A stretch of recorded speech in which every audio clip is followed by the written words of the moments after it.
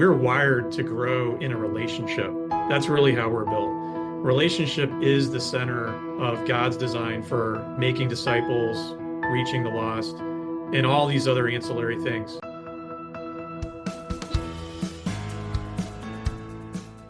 Hi, I'm Karl Vaters, and welcome to the Church Lobby, Conversations on Faith and Ministry. My guest for this episode is Brad Hill, and I'll be talking with him about some of the latest findings on technology in the church that affect the way pastors serve the church. Brad is the Chief Solutions Officer at Gloo. This is an organization that seemed to come out of nowhere a few years ago, and now it's everywhere. At least it is as far as I can see on my stream and in a lot of the conferences that I go to. So I wanted to talk with Brad about who and what Gloo is, and then we talk about some of the important results from a recent study that they did in combination with Barna. I'm not an early adopter of technology. I have what I think is a healthy curiosity about it and some skepticism about it. So I was looking forward to talking with Brad to find out more about this subject. Among the 5 findings we discuss are that Christians are seeing huge potential for churches to use digital tools effectively, but they're correctly skeptical about the value of them. One of the real positive findings is that churchgoers are not looking to pastors for their technical expertise, but for a biblical and ethical foundation for how they can use technology. And one of the most encouraging findings had to do with the skepticism that Gen Z has about the value of tech and how they really do value personal connections and relationships over the technology as it's becoming more rare. And finally, we'll talk about how pastors are still using the old school stuff first. We are approaching the Bible first. We're prioritizing relationships first. We're seeing collaboration with other pastors first. And we're using the technology as the tail, and we're not letting the tail wag the dog. So don't forget to stick around when the interview is done. I'll come back with my quick take on what I think is a healthy approach to technology from the small church pastor's standpoint.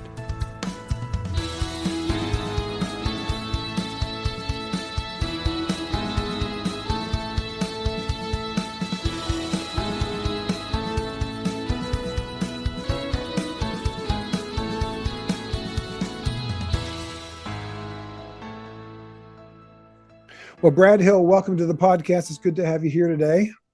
Hey, Karl, good to be here. Thanks for having me. You're welcome. You are a part of a group that I've heard a lot about and that I know a lot of our audience has heard about. You got a weird name and we don't know what you do. So tell us who or what is Gloo? Because all of a sudden, feels like about 2-3 years ago, maybe a little more, all of a sudden I started hearing this word Gloo, and it had something to do with ministry and it had something to do with online help or something, but it came out of nowhere, it seems. So first of all, what is Gloo and where did it come from? Yeah, no, thanks for the spirit of the question. I promise we're not trying to be mysterious over here or in any way secretive, but you're not alone. I think that there's a lot of sort of people noticing Gloo more, but you're exactly right. What is it? So we would say very simply, Karl, Gloo is a technology platform that is connecting the faith ecosystem.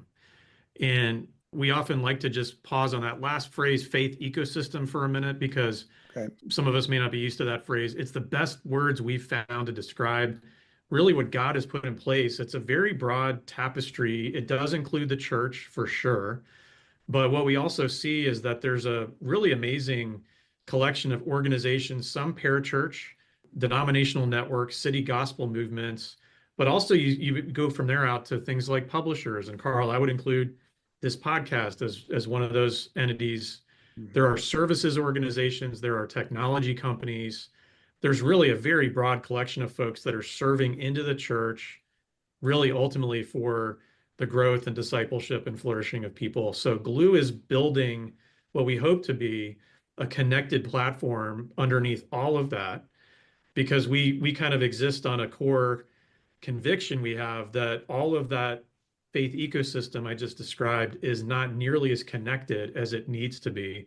And if it were better connected, it would actually allow us to release what we call the collective strength of that whole faith ecosystem. So that's in a nutshell what we're trying to do.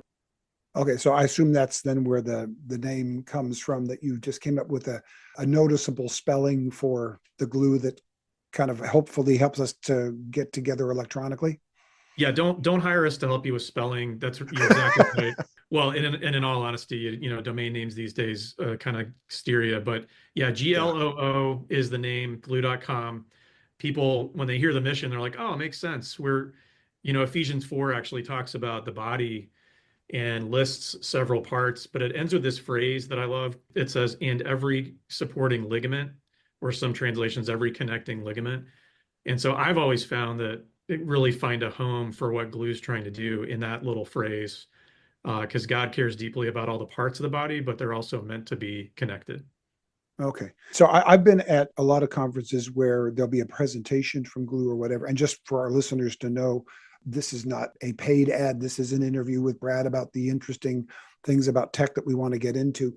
But because I've had so many questions about Glue from others, who are they, where are they from? And because I don't know, that's why I want to spend a little bit of time to understand who you are so that we can better answer that question going forward. So if a typical size church, because most of the folks who are listening now are going to be in the small church space. Either they are pastoring small churches or they are assisting small churches as denominational leaders. Some of them are large church pastors who have small churches that they're reaching out to and working with and helping in some kind of a network.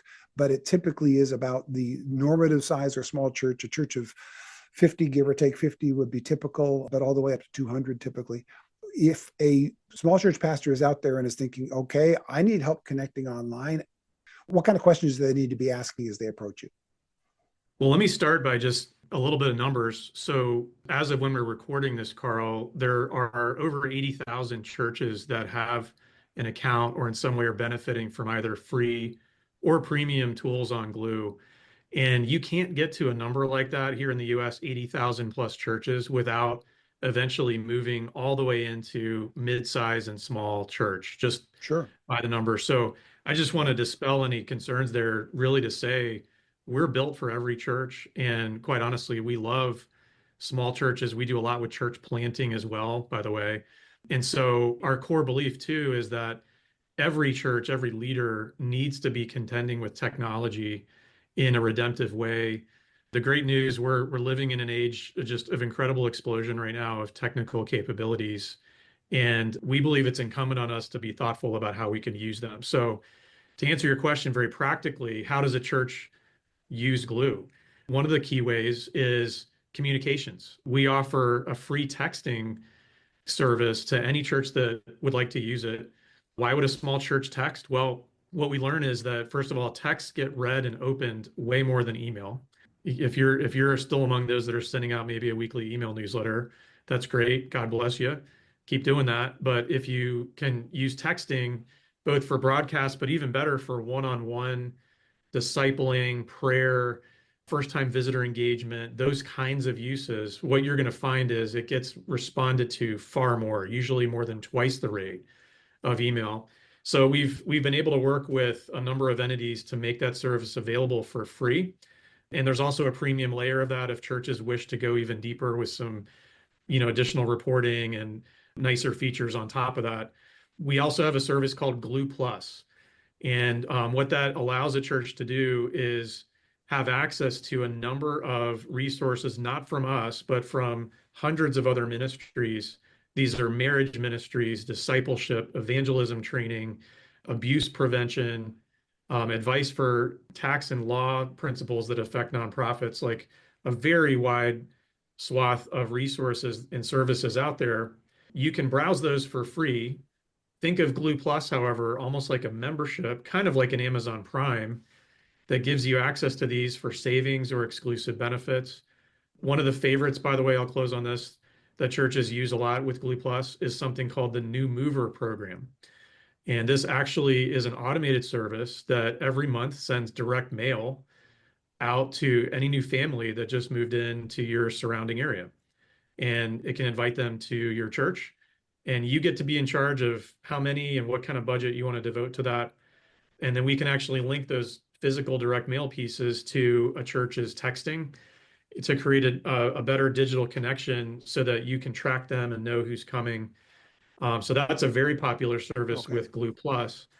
But it's all about, really helping churches form a physical connection and relationship with people, whether that's communicating, promoting, training staff, and many, many more things. So Okay. we're finding a pretty thriving community of churches and ministries that are all kind of connecting together on Gloo.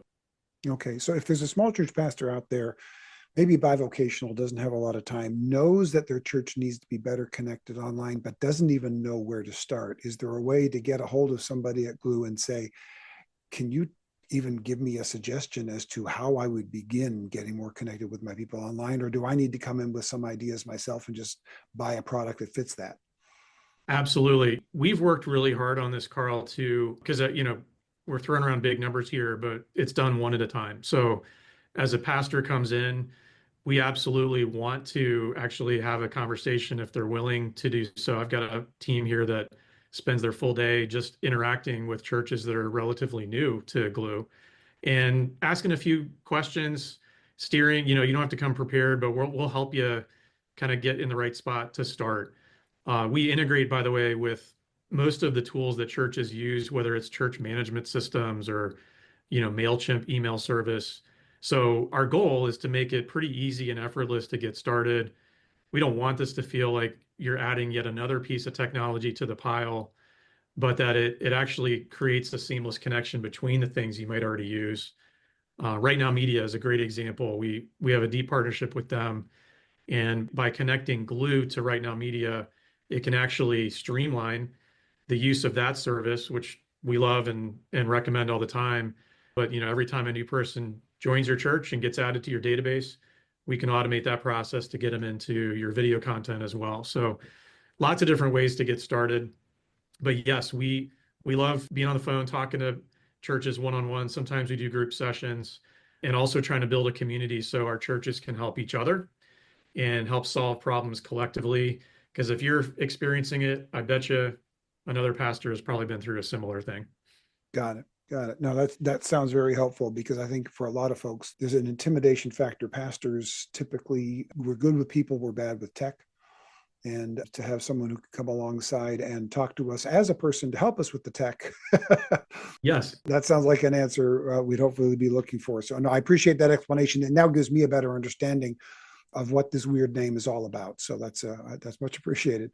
Let's get now to the conversation that we wanted to talk about, which is about how to use tech in the church. Actually, 5 tech trends that are happening right now. So Gloo did a survey along with Barna, and Barna, of course, is a name that we've known and trusted for an awful long time in the church world, that showed that why adopting a blend of digital innovation and in-person ministry matters more than ever for leaders, which is really where you guys are. So tell us about the survey. Where did it come from? What kind of questions did it ask? And what was it aiming for?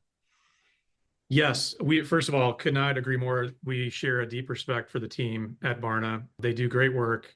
And you use the word trust. I think a lot of leaders would agree that they are one of the most trusted sources of well-vetted and reliable data, whether you're pulling stats for your sermon or you want to go deeper and learn really what's happening in the world and how to make sense of it. And we have curiosity, as always, about not just technology in the church, but specifically whether you're a pastor who's of any age, but especially maybe on the older end. And as they say, you're not maybe a digital native, you didn't grow up with this stuff.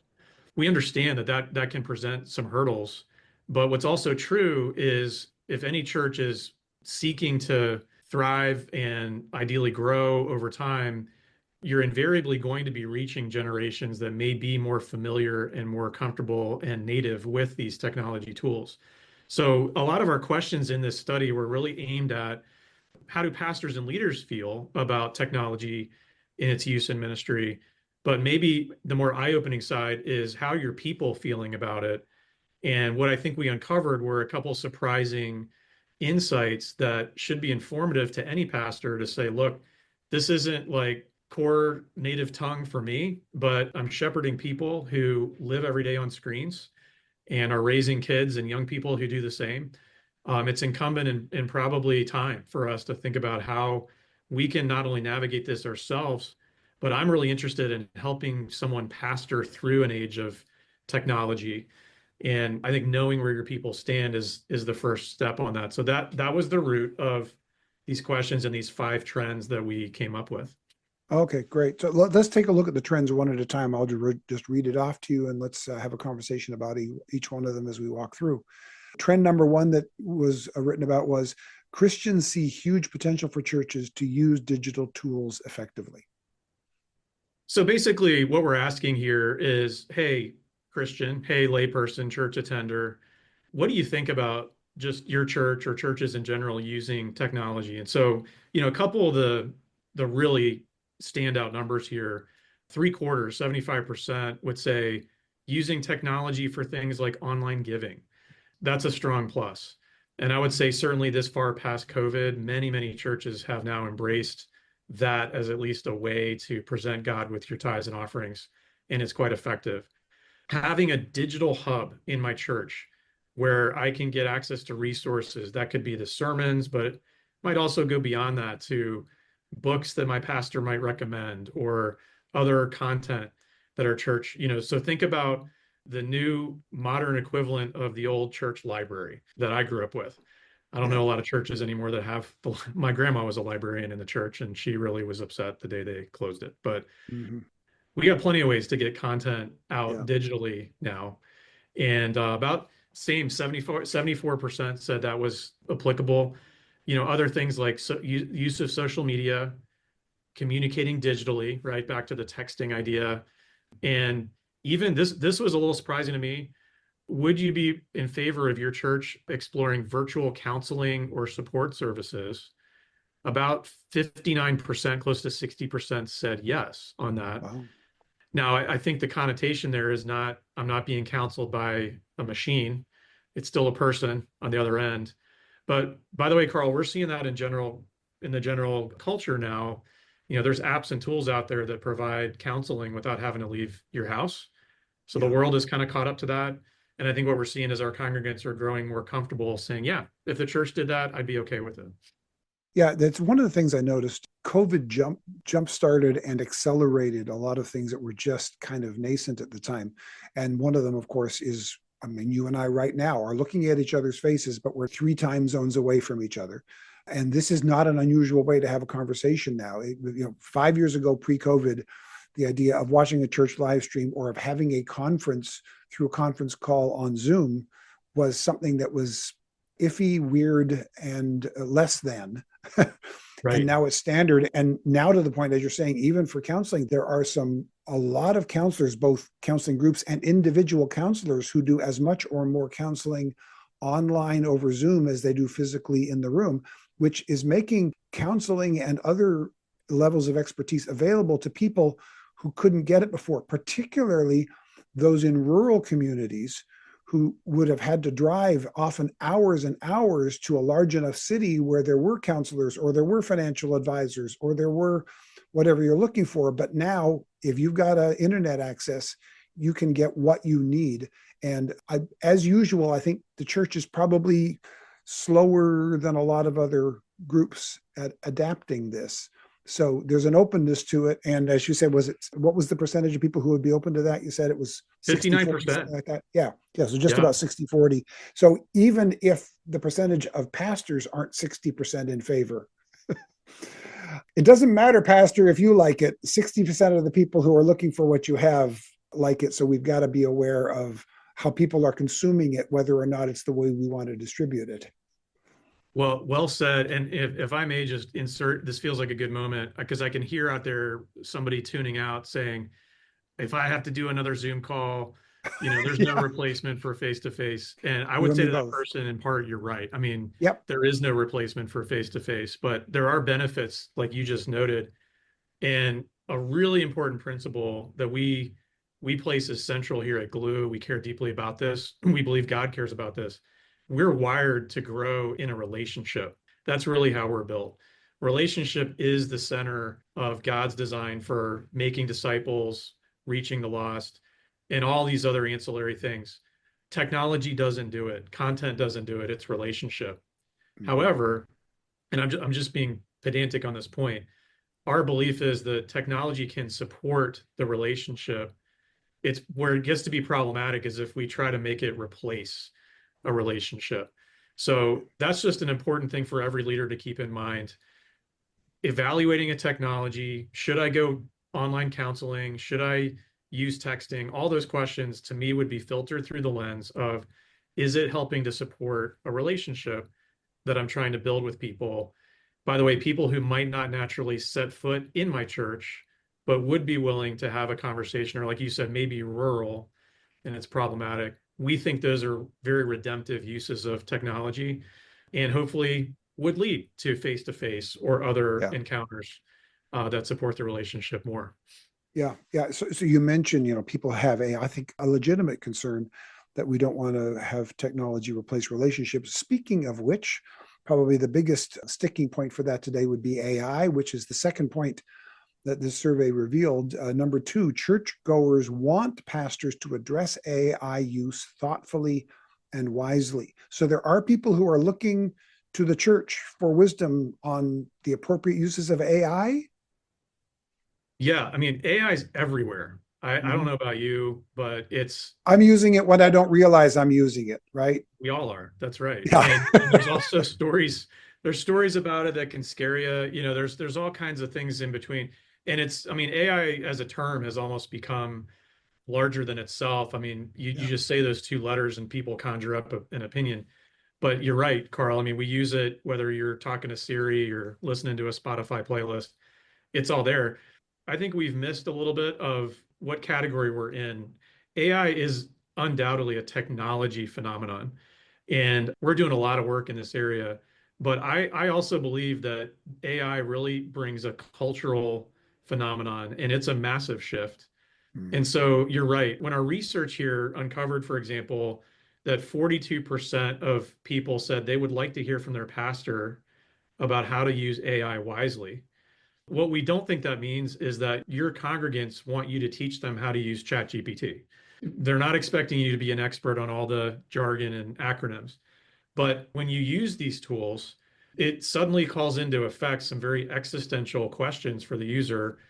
Who came up with this information? Is there bias? Should I be suspect of what I'm getting out of this tool? Should I even use it?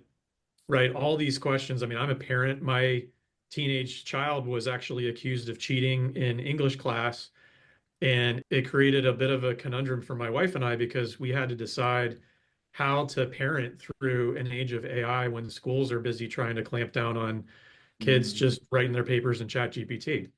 By the way, spoiler alert, we definitely verified my daughter did write the paper. She did not cheat. Oh, it's good to know you're not throwing your daughter under the bus on a podcast, I'm not Brad. throwing her under the bus.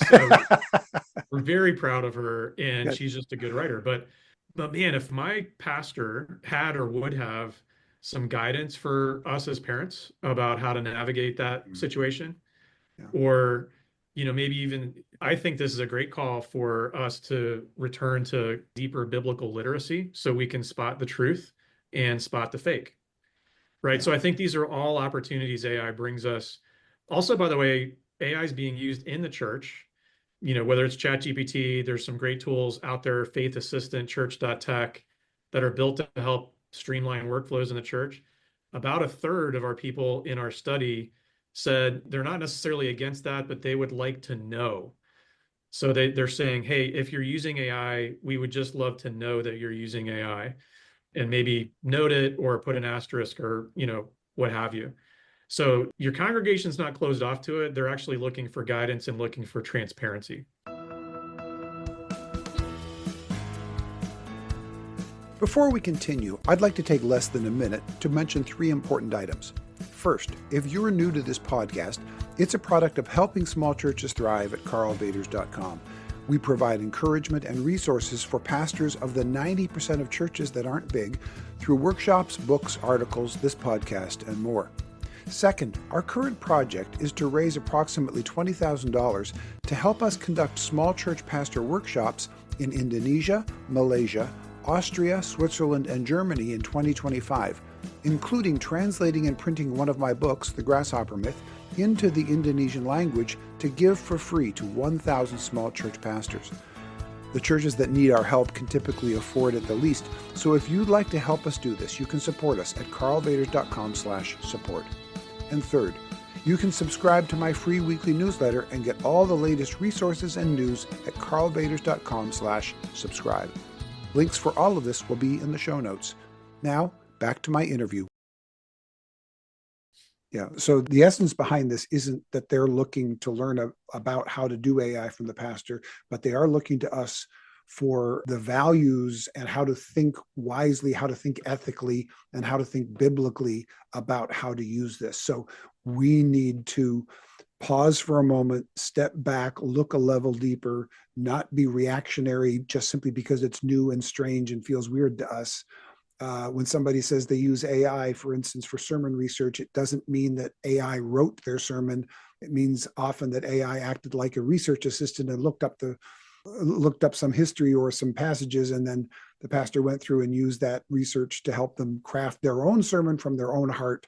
But how to do that in ethical, biblical ways is really what they're looking for from us, not the technical expertise, right? Spot on. That's exactly right. And by the way, just speaking again to that small church pastor, we hosted an event the last 2 years called the AI in the Church Hackathon here at Gloo. It's a fun event. For those who don't know that word, it's really a contest for teams to build something in a short period of time. And so we challenged, we had about 43 teams last year who came from all over the world, and they were challenged in the span of a weekend to use AI and build some tool or concept to serve the church. Our grand prize winner was a tool that can translate your sermon into any language live. Whoa, So as you're live. preaching at live, so as you're preaching, someone who speaks Korean or Hungarian or whatever can hold their phone out, and with about a 2 or 3 second delay, they're reading right along as you're Wow, talking from the pulpit. That means, Karl, that if I'm a church of any size, I could now have a Spanish ministry, a Korean ministry. that's amazing. I can reach other language groups. And so that's such a great example of when we talk about redeeming technology and also using it in a values aligned way, values based use of AI. There are so many great examples that actually give you leverage now as even a small church bivocational pastor, saving you time, giving you opportunities you never had. So we're extremely excited about that. Yeah. And you're going to see more based on this research. You're going to see Gloo accelerating to hopefully come underneath more and more creative, faith-driven developers who want to build great tools like those for every pastor. Yeah, absolutely. I mean, for all the dangers of technology, and everything has a dangerous side to it, what technology has really done is leveled the ground so that both small and large have more access to the same excellent materials than we used to be able to have. The amount of output you used to have to do to be able to do a video recording of your service, to be able to put it up where people could see or hear it, to do this kind of research, it used to be a completely out of the ability of a small church to do, but now everybody has equal access to it. So let's use the access we're given. That's great. Well, there's 3 more to go, so let's keep going on these because there's some really cool stuff coming up as well.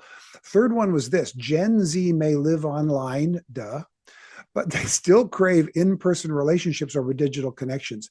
This is something that I know will surprise a lot of my listeners, does not surprise me, because I've been blessed to be serving a church that has a lot of younger folks, a lot of Gen Z. And here's a quick example of it. Just this last Sunday, I was sitting in the third row of our church, and in the front row right ahead of me was a young 20-something young man with a big afro, a nose ring, and was wearing a vest from Price Waterhouse, and was wearing the old Doc Marten shoes and pleated pants. So young person, front row of the church, afro, piercings, but a vest from a financial firm and pleated pants like businessmen wore in the 90s. And Yeah. on the front row, worshiping Jesus, a part of our leadership team. And this is Gen Z, who is absolutely fully engaged in the life and leadership of a small biblically based church, and is inviting his friend and is thrilled about it. So this is a guy who's got real tech savvy, but is also somebody who's absolutely craving and getting great delight out of the relationships that are available in a church where it's small enough that I can know everybody in the room. Man, based on your description, that sounds like somebody Jesus would have hung out with, I probably. think so. And I know he is. Yeah, Yeah. that's fantastic. I would say, Karl, in an age when so many people, especially younger generations, spend hours upon hours looking at screens and feel more lonely than ever, the presence of a true in-person relationship is becoming more rare and I think more appreciated and sought Yeah. out. Yeah. So the research here just backs that up. And this will be a pleasant surprise maybe to some of Gen Z practicing Christians. You've got 60%, nearly 59%, strongly agree that their generation spends too much time online. So Mm. you've probably been griping about it if you're out there, and you should know that the Gen Z actually agree. They're like, yep, we're on this thing too much. We agree. They wish they spent less time online. About a third said that. And then this is the big one. 70% of those same Gen Z surveyed strongly agree that in-person relationships are more valuable than digital relationships. Yeah. So I think the opportunity, the challenge for us in the church is, again, that doesn't mean put down the phones entirely. We got to use them because that's our conduit. Like it or not, a lot of people are, as we often say, being discipled by screens. I think the opportunity though is how do we create those special opportunities? You mentioned this individual that was worshiping on the front row in a relatively small church. Don't think that just because they're in a younger generation, they have to be in a giant mega church with music and fog machines. They might actually be seeking out really curated in-person relational experiences. And we can use the technology to invite them, to include them in other ways. But hopefully it's on the way to creating those in-person encounters. So be encouraged because I think the younger Yeah. generation is saying we haven't given up on in-person. In fact, it's a breath of fresh air for many. Yeah. And a big part of the draw that I've seen in our church for the younger generations is that the relationship is two ways, not just one way. We're not approaching them as, boy, we want to sit you down and teach you stuff, you younger generation, but we want to be in conversation with you. We want to hear from you. We want to give you a training ground. So that young man was the person who closed out with the announcements at the end of the service. Mm. Got up and introduced himself, and most of the people in the room didn't know who he was because he's only been in the position to do that for 2 weeks. But the entire church, opens up their arms and says, "Isn't it great that our young people are not just here and not just listening, but that are also engaged in leadership, and we want to learn from them as well." So it goes back and forth. It's really, really important. Which leads then to number 4, which is also about Gen Z, and this is something that also may sound counterintuitive to an awful lot of us. Practicing Christian Gen Z feels uncertain about whether AI is a faithful tool. So my generation, boomer, we're convinced that we older ones are wise enough to be cautious about AI, but the younger ones, they're so foolish, they're just diving in and they're not having any caution whatsoever. But the survey finds out that no, the younger folks, especially younger Christians, are asking very serious questions about AI, about its ethics and so on. Talk to me about that. That's right. And they should, and we all should. There's almost a growing kind of collective wisdom or thought that you've got largely big tech companies that are building these models and creating tools. And is it based on the values I hold? Is it aligned to what I know is biblical truth? By the way, there's also just a trust dynamic with big tech companies in general Yeah. when you get to younger generations. So all that's at play. Yeah, I mean, 17% would say they're torn about whether AI is useful even in building community, matching people together, for example. About a fifth, 21% say it's bad for people. AI is bad. Interestingly, we talked about this at the outset, Karl, that AI term, it's bad for people. But if you follow up and say, well, do you ever use Siri? Do you ever use Alexa? Mm-hmm. And they say yes. So I think there's still a little bit of a gap of understanding, not just on Gen Z, but all generations about this term AI is actually a little bit more fine tooth. There's a little bit of detail that we're missing when we just throw that term out by itself. And that really gets to the work we're trying to do here at Gloo is to both educate but also aggressively build a platform of tools that can be used both by individuals like all of us, but also can set the table for developers and other app companies that want to build redemptive tools for the faith community and beyond. But they haven't been able to do that up till now because the only models and platforms available are from a secular perspective. So what you're seeing Glue do is actually build a collection of models that are values based so that we can give that control and that transparency to leaders. And if anyone's curious to learn more about that, we've got a lot of great material out on a public website. It's ai.gloo.com, and you can go read more about what's happening there. I think as understanding catches up, and I think as we're exposed to more positive examples of how AI can be used, even in our faith journeys, I suspect that stats like these are going to slowly rise. We've just not been shown yet a lot of examples where I can trust AI to answer questions about religion or spirituality, but those tools are upon us and coming, and I think that's going to improve the outlook. Yeah, I agree. It kind of goes back to the earlier one of churchgoers really wanting pastors to step up and to help them address the ethics and the biblical uses of AI, which actually now leads to the fifth finding, which is that pastors are intentional about using tech, but still prioritize relationships and collaboration as the foundation of ministry, which is very, very good news that we're still anchored to the proper anchor point and see tech as a tool and not as a replacement for the foundational aspects of ministry. Indeed. Yeah, I mean, we asked pastors, what's the source where you get the most information to sort of inform your ministry? Gladly, no surprise, but gladly, it's heartening. The majority, 85%, said scripture. Honestly, I feel like that should be higher, but I know. That was my same thought. That's good and high, but what's wrong with the other 16%? Yeah. that's right, exactly. Now you have, and it was a, multiple select, you could choose more than one, but so you got scripture at 85%, a lot of extra biblical content, books, other resources, talking to other pastors I know, you're moving down to 79%, 74%. And you do have on the list, about slightly more than half would say internet research informs my ministry. And so you are starting to see pastors reach for technology as a helpful aid. You mentioned earlier sermon prep. I love this idea that using technology to do sermon research to me is just the modern day equivalent of the concordance or Mhm. various tools that we've always used, but it should only get you that far, right? You need to be spirit led, and you need to exercise, exegetical skills and all the other things we're taught in seminary so that truly you're delivering God's word in God's way to your people, not just relying on a tool to do all of that. And yeah, as you read, I mean, this gets back to the principle I belabored earlier, which is relationships are king. And so we can use these technologies to help us. Maybe you're stepping into a counseling meeting and you've got a tough one and you're wondering, like, what would I say to this couple? I would say, and I think the research bears this out, completely valid to reach for some research and helpful guide, but it's incumbent on you as the one in the relationship to vet that and understand what's true, what's biblical, and what's really going to be helpful in this context for this relationship.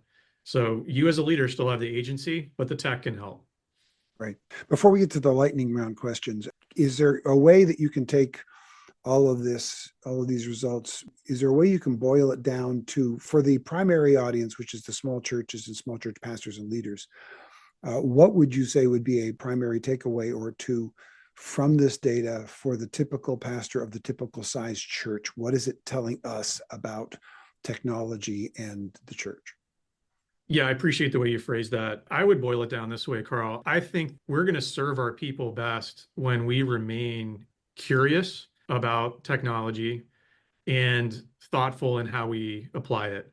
Technology, it's important to know, even for, for digital non-natives, like I said earlier, technology is really not just about tech anymore. It's not just tools and PCs and floppy disks and drawer full of cords. Technology is culture. And this is what our generations are increasingly growing up in the midst of. And it, for good or bad, it is infiltrating everything, including worldview, how relationships form, how we learn the concept of trust. These are all topics the Bible is quite loud on. And Yeah. so I think to be curious and not be closed off to technology. And by the way, technology is now more accessible than it's ever been. You don't have to have tremendous budget or wealth or a tech degree. It also doesn't mean, the research shows, no one's asking you to become a tech expert, but understanding what it really is, and don't just believe the latest cable news story that you saw. Dive in, learn it, talk to a young person if that's helpful. And that's going to make you a better pastor, we believe. And I think that's what all of our respondents are saying is we need you to pastor. And we're living out here in an age of tech. And we need you to understand the context of the culture that we're all living in. Yeah. No, I think your phrase technology as culture is absolutely spot on, which means it's not a matter of if we use technology, but how.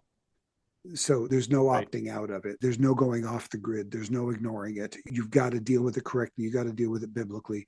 And any tools that we can get that can help us to do that. I'm more interested in helping people navigate the how and the why, not the how. I'm more interested in helping them navigate the why than I am the how. What's actually going on? What are the underlying principles? Are you using it wisely? Are you using it biblically? Because there's enough people out there that can teach them the how. So as pastors, we need to really be spending our time, which is where we ought to be spending our time, which is where Jesus spent his time, in the deeper levels than that, and the values, the biblical values that should be beneath everything in the way we do it. This is all very good stuff, and we'll put all of the links to the survey in the show notes so that people can take a look at it for themselves. But before I let you go, let's go through the lightning round, okay? Let's go. Right. 4 questions that I got for you, Brad. Question number 1, what are the biggest changes you've seen in your field of ministry in the last few years, and how have you adapted to them? Yeah, a lot of changes. I think one that comes to mind at the top, Karl, would be pastors have a barometer on how well they feel like they are accomplishing their mission. And I'm talking about specifically like things they measure, attendance, giving, baptisms, those kind of like 4 or 5 numbers. And I would say the biggest change in that is that the things we used to do to move those numbers are not working like they used to. And it's then required us to think maybe a little differently about how do we cause more people to attend or not leave or give, or, only 1% of pastors would say they have an effective strategy for outreach and evangelism today. Only what percent? 1%. What? I thought that's what you said. I was just hoping I misheard it. Okay. We have an outreach and evangelism crisis in the Yeah. church in the West. And the good news is, as I think there are emerging some really proven methods and places where churches are winning here. But we need to pay attention to the things we measure and know that the tactics and the models we used a decade or 2 or 3 ago are likely not having the same effect that they always did. Yeah. Yeah, absolutely. Well, the second question, you may have the easiest answer to this of anybody I've ever asked it of. What free or cheap resource, like an app or a website, has helped you lately that you would recommend for small church ministry? Oh, I was waiting for this one. Okay, so yeah. And this one also is a twofer because all the research we just talked about, Karl, is at the website I'm going to give. It's stateofthechurch.com. Stateofthechurch.com is also the resource I'd recommend. Longer story, but we are seeing perhaps the largest movement right now of churches that want to embrace kind of a new way of measuring our Great Commission and our Great Mm, Commandment work. And it also maps back to what I just said. We're seeing that by knowing the health of our people and knowing the health of our church, it actually, when we improve those things, it causes an increase in those old numbers we've always looked at, the attendance, the giving, the baptisms. So I would commend every leader, small churches included, small churches especially, please go to stateofthechurch.com. There's a free set of tools there that let you take a pulse on your people and understand how healthy and flourishing they are and where you might have some opportunities to help them. We've developed that together with Barna and about 100+ other ministries. And it's open now for any church that wants to really lean into this idea of kind of being data informed as we shepherd our people. yeah, tremendous. We'll put that in the show notes. That's something that I addressed in my recent book, Desizing the Church, that we've had enough time pass from the church growth movement era to look back at it and to see the positives, and there were many positives, but also to see some of the unintended negative consequences, including our overemphasis on how many people were in the building. But there is a real strong pull that I'm seeing, especially from younger pastors and newer generations, that we want to look at things that matter more than that. Those are the side products, and they should not be the goals that we're aiming for. And there's some really healthy, much more New Testament ways that church leaders are looking at this right now. That's really encouraging to me as well. Yeah. Number 3 is this: what's the best piece of ministry advice you've ever received? I've never practiced vocational ministry because I'm in business, but I'm around a lot of lay ministry. And so I'll use the best piece of business advice that I think applies. And Okay. it's a simple phrase, just because you can doesn't mean you should. And I think it rolls right back to where we talked about you see some new piece of technology, you have a great idea. Some of us are too quick to race ahead and just do it, just try it. I think being thoughtful and understanding whether this thing maps to my mission and whether it's through the lens of truth. So it's a call to maybe those that are kind of those bleeding edge thinkers that love to be first on the block. Just because you can do it Yeah. doesn't mean you necessarily should. Yeah. All I can hear is Jeff Goldblum's voice when you say that. That's fair. That's, That's fair. that's the Jurassic Park advice, but it's just that it appeared in a movie doesn't mean it's not wise. But you're absolutely right. Our technology tends to come first, and our morality about how to use it tends to come later. And so those who, as you say, are on the bleeding edge are often stepping out over into places that have murky morality at best. Mhm. And again, that's something where the church and pastors especially can step in and help people navigate that, because people who are on the greatest cutting edge, they're doing stuff that's never been done before, and there's no roadmap of what it should look like. So if they don't have a strong biblical basis for it, they can get themselves into real trouble. So you need to be careful about that. Yep. And then the fourth one is this: what's the funniest or weirdest thing you've ever seen in church? Wow. I would probably go back about 7 or 8 years ago, just weirdest thing. And I think it was strategic, but a church I was attending built a pond in the middle of the lobby. We're talking about church lobby. So literally in the lobby, they had a big lobby, built a pond, and it was Father's Day weekend. So they let dads and kids come fish inside the lobby of the church. How big was that a fishing pond in the lobby? Sure, why not? Right. And it was catch and release. And I felt really bad for the fish by the end of the third service, but they did it.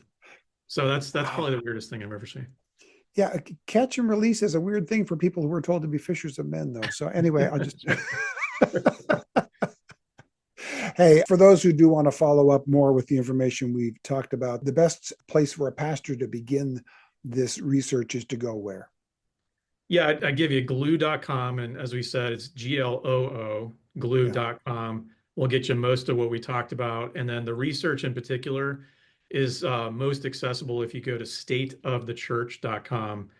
And that's also the place you can go to get started on learning the health of your church and your people. So I would check both those websites out.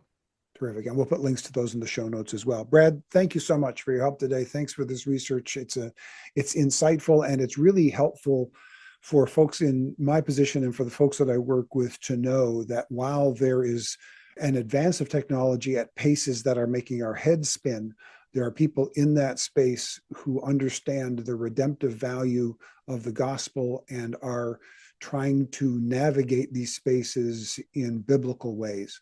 So any tools that help us to do that, I'm appreciative of. So thank you so much for your time today. Thanks for this conversation, Karl. And by the way, I think every pastor needs to go read your book. Great job. And just thank you for the ministry you're doing here. It's important. Thank you very much. So after all of that, what is the proper role of technology in the church? I don't know if we'll ever land on a final answer. In fact, I'm convinced we won't, because there'll never be a final answer.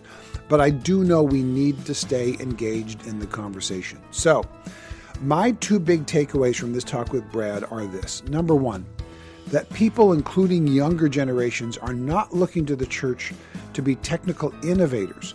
They want to hear from us about how to use tech ethically and biblically. This is good news, because that's where we ought to be strongest.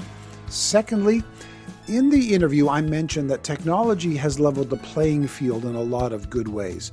Now, small churches have just about as much ability as big churches do to record and distribute audio and video, to use free AI tools to do research, to create podcasts, blogs, video channels, and so much more. But here's the caution I'll leave you with. Start with the message, end with the technology. Here's what I mean by that. Don't start by looking at the cool new tools and asking, how can our church use this? Start with the message, and start with the people you want to reach with that message. Then ask, what are the best tools for getting this message out? Sometimes it's going to be old school, sometimes it'll be new tech. When we start with the tech, the message can get lost, but when we start with the message, the tech can become a useful tool, as it should be. This episode was produced by Veronica Beaver. It was edited by Phil Vaters. Original theme music was written and performed by Jack Wilkins of jackwilkinsmusic.com. The graphic design is by Solomon Joy. And me, I'm Karl Vaters, and I hope to talk with you again in the church lobby.